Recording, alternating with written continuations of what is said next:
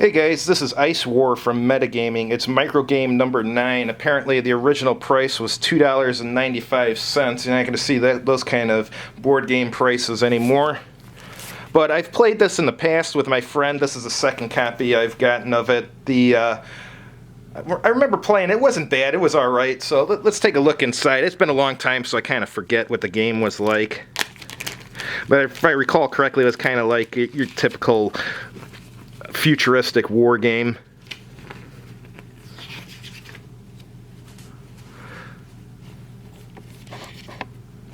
It says Ice War simulates a raid on the Prudhoe Bay oil fields launched from over the polar ice cap.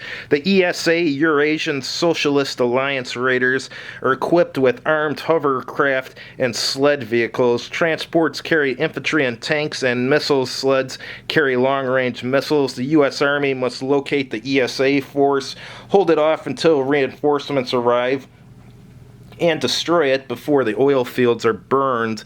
The U.S. has infantry, tanks, hovercraft, outposts, recon sleds, air transport, and satellites. Players select their own forces. So there's a lot of different units and stuff. Let's take a look at the counters while these are out.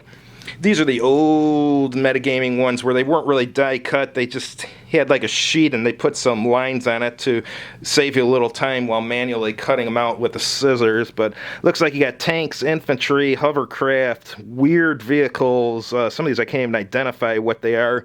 And then some informational markers, and then the opposing forces has their own types of strange and unusual units. Let's look at the map. Metagaming maps are notorious for being, how should we say, not very visually appealing, and this is no exception. It's got Alaska down here with some oil wells, and I'm not sure what that represents. And then just the Arctic Ocean. So it's a very simple map, which is what you expect from metagaming. But like I said, I remember the game was fun, so that's good. I mean, you can have a bad map and still be a fun game. So let's take a look through the rulebook, see how many pages it is.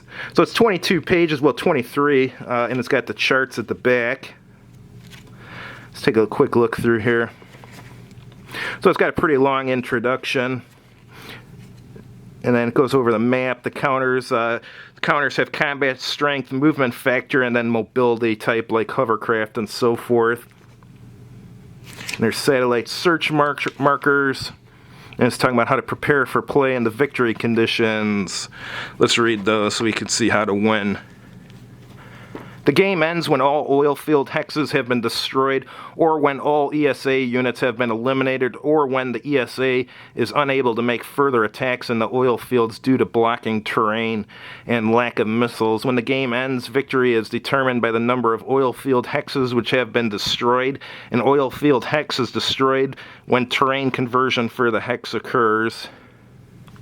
So U.S. decisive, no oil fields destroyed. U.S. substantial, 1 oil field destroyed. U.S. marginal, 2 to 3 oil fields destroyed. 4 oil fields destroyed is a draw. 5 to 6 is an ESA marginal. And 7 to 8 is an ESA substantial. And all 9 is ESA decisive victory. So that sounds reasonable. That's going over the game turn sequence. Starts with the ESA player turn. ESA missile phase, ESA movement, ESA combat. U.S. turn, U.S. missile, U.S. satellite search phase, U.S. reinforcements, U.S. movement, U.S. combat phase. So the U.S. gets reinforcements. It's talking about zones of control, stacking.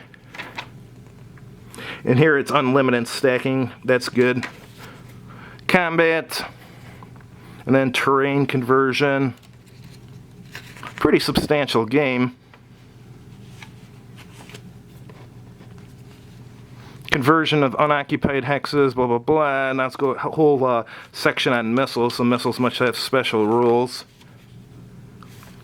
And then ESA secrecy. Oh, there's plotting movement. Okay. Location of ESA movements. Now it's going over the recon satellites. Loss of command, U.S. reinforcements, vertical takeoff and landing transports. Now, missile types and U.S. secrecy, which is an optional rule on the terrain effects chart. There's missile interception, combat results table, terrain conversion table, and then it's going over the units and stuff. So this is pretty substantial for a tiny little game. Like I said, when I played it way back when, and it was a fun game, so I'll try it again when I get a chance. Thanks for watching, and please click like on the video if you like it. And if you haven't done so already, please subscribe to this channel. It really helps me out.